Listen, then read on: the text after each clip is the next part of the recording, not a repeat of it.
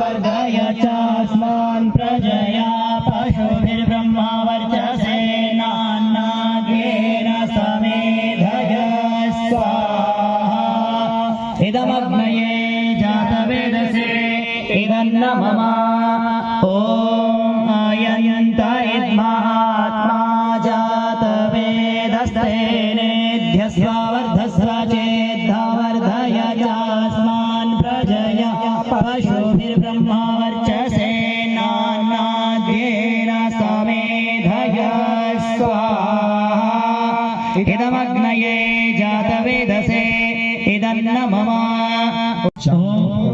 ॐ देवसवितः प्रसुवयज्ञं प्रसुवयज्ञपतिं भगाय दिव्यो गन्धर्वः केतपुः केतं नः पुनातु वाचस्पतिर्वाचं नः स्वदतु तनये स्वाहा। इदमग्नये इदन्न मम ॐ सोमाय स्वाहा। इदं सोमाय इदन्न मम ॐ प्रजापतये स्वाहा। इदं प्रजापतये इदन्न मम ॐ इन्द्राय स्वाहा। इदं इन्द्राय इदन्न मम ॐ भुवर्वाय वेपानाय स्वाहा। इदं आदित्याय इदन्न मम ॐ स्वरादित्याय व्यानाय स्वाहा। इदमादित्याय व्यानाय इदन्न मम ॐ। सुन लो मेरी बात। मैं एक बार दिल्ली गिटोरनी गया तो दिल्ली गिटोरनी में एक पंडित जी बैठे थे। ऐसा ही कार्यक्रम था, मैं यज्ञोपवीत दे रहा था। तो पंडित जी बोले, आचार्य जी यज्ञोपवीत के बड़े कठोर नियम होते हैं। मैंने कहा मुझे बताओ क्या नियम है। बोले मुझे तो नहीं पता। तो मैंने कहा फिर किसे पता है? बोला हमारे गुरु जी को पता है। मैंने कहा अभी गुरु जी को आचार्य जी का उसने फोन मिलाया। मैंने कहा स्पीकर पे डाल, माइक के पास लेके आ। मैंने कहा गुरु जी यज्ञोपवीत के नियम। बोले बहुत कठोर नियम होते हैं। मैंने कहा क्या होते हैं? बोला मुझे नहीं पता। बस यही परंपरा चली आ रही है। और यज्ञोपवीत के कठोर नियम क्या होते हैं मैं तुम्हें बता देता हूँ। मेरी ओर ध्यान दो। यज्ञोपवीत धारण करने वाला व्यक्ति अपने कांधे पर 3 ऋण स्वीकार करता है। पहला ऋण वो पितृ ऋण स्वीकार करता है। पितृ ऋण क्या है? कि संतान देनी है देश को योग्य नागरिक बनाकर। कैसी देनी है? योग्य नागरिक देश को देना। चाहे अपनी संतान दे दो और चाहे किसी और की संतान को योग्य नागरिक बना दो। ये पितृ ऋण उतारने का तरीका। समझ में आया? यही एक बात और समझ लो अच्छे से। माताएं विशेष रूप से ध्यान देंगे मेरी तरफ भी घुमा। बिना यज्ञोपवीत पहने जो संतान पैदा करने की क्रिया करता है वो पाप करता है। बिना यज्ञोपवीत के संतान उत्पन्न नहीं करनी चाहिए। यज्ञोपवीत के साथ ही संतान उत्पन्न की जाती है। समझ में आया? और पितृ ऋण उतारने का तरीका है देश को ऋषि मुनियों के सिद्धांतों से संपन्न संतान दे दो। ये पितृ ऋण उतारने का तरीका। दूसरा तरीका, दूसरा ऋण है देव ऋण। देव ऋण जितने देवता दिखते हैं, वृक्ष है, वायु है, जल है, अग्नि है, जो कुछ दिखता है सब देवता है। इन देवताओं को सुखी रखो, प्रसन्न रखो। बड़े बड़े छायादार फलदार वृक्ष लगाने चाहिए और प्रतिदिन यज्ञ करना चाहिए। प्रतिदिन ना कर सको तो मैंने कल बता दिया था, प्रतिदिन ना कर सको तो रविवार को करो। रविवार को ना कर सको तो अमावस्या पूर्णिमा को करो। अमावस्या पूर्णिमा को भी ना कर सको तो डूब मरो। इतना तो कम से कम करना चाहिए। 15 दिन में यज्ञ निश्चित रूप से घर पर करना चाहिए। तुम्हें नहीं आता, गुरुकुल से ब्रह्मचारी को ले जाओ बुलाकर, ये तुम्हारे घर पे यज्ञ करा देगा। ठीक है? आसपास में पुरोहित मिल जाएंगे, अरे पंडित जी भी मिल जाएंगे, उन्हें भी बुलवाओ, लेकिन यज्ञ करवाओ। ठीक है? दूसरा तरीका देव ऋण उतारने का।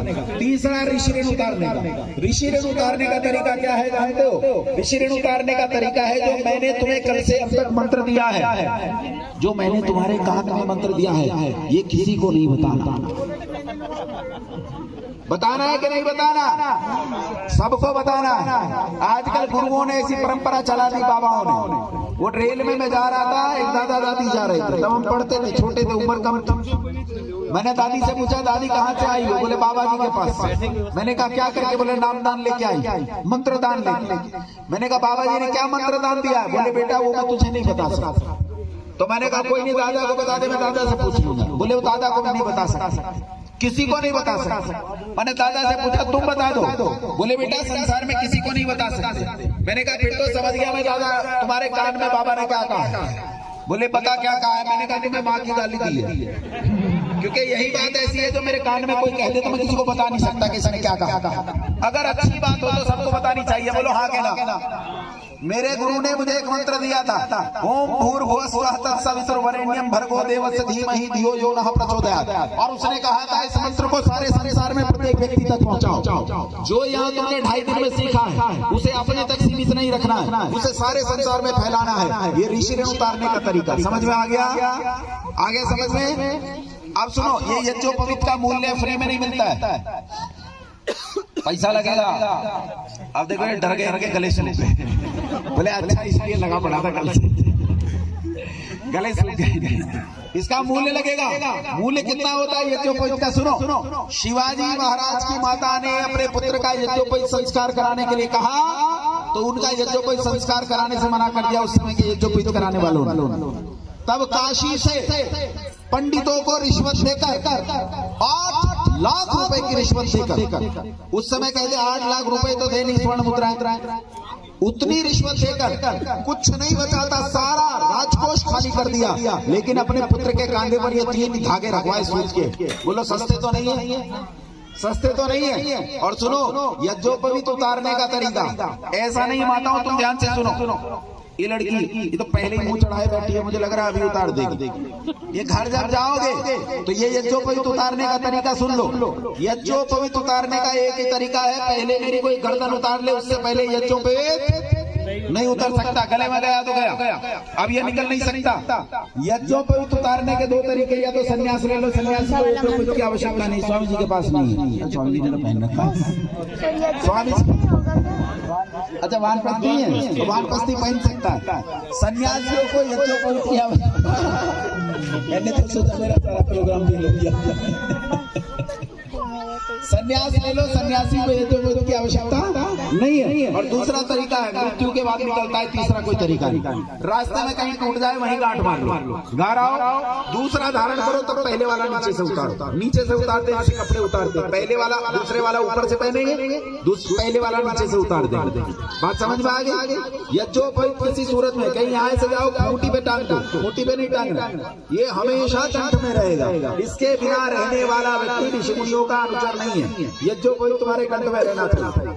अब अगर किसी को अब भी डर लगता हो तो यज्ञोपवीत मत पहनना, क्योंकि यज्ञोपवीत चंद्रशेखर आजाद और लक्ष्मीबाई के कांधे पर ही अच्छा लगता है। कायरों नरपों नपुंसकों के कांधे पर बिल्कुल अच्छा नहीं लगता। तो जिसे ठीक नहीं लगता ना ओढ़ना, मुझे कोई जबरदस्ती नहीं, ठीक है? अब हाथ उठा लो ऐसे, यज्ञोपवीत को पकड़ के हाथ ऊपर उठाओ, हाथ ऊपर। फोटो खींचो, इनके बाद में देखेंगे पहना के नहीं पहना है, बाद में मुकदमा करेंगे अगर किसी ने निकाल दिया। मैं आगे जांच करूंगा मध्य प्रदेश में कि जिसे दिया था मैंने उसने पहन रखा है कि नहीं।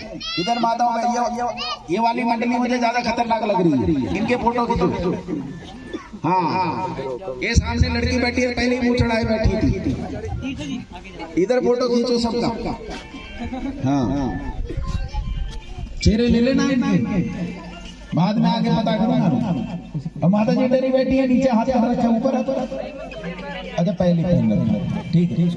बोलो हाथ ऊपर किए, हाथ सीधे करो, बोलो ओम यज्ञोपवीतम परमं पवित्रं प्रजापतेर्यत्सहजं पुरस्तात् आयुष्यमुद्रयं प्रतिमुच्य शोभ्रं यज्ञोपवीतं परमस्तुते यज्ञोपवीतमसि यज्ञोपवीतेनोपनह्यामि। अब सुनो, बोलो उप नहीं, गले में डालो।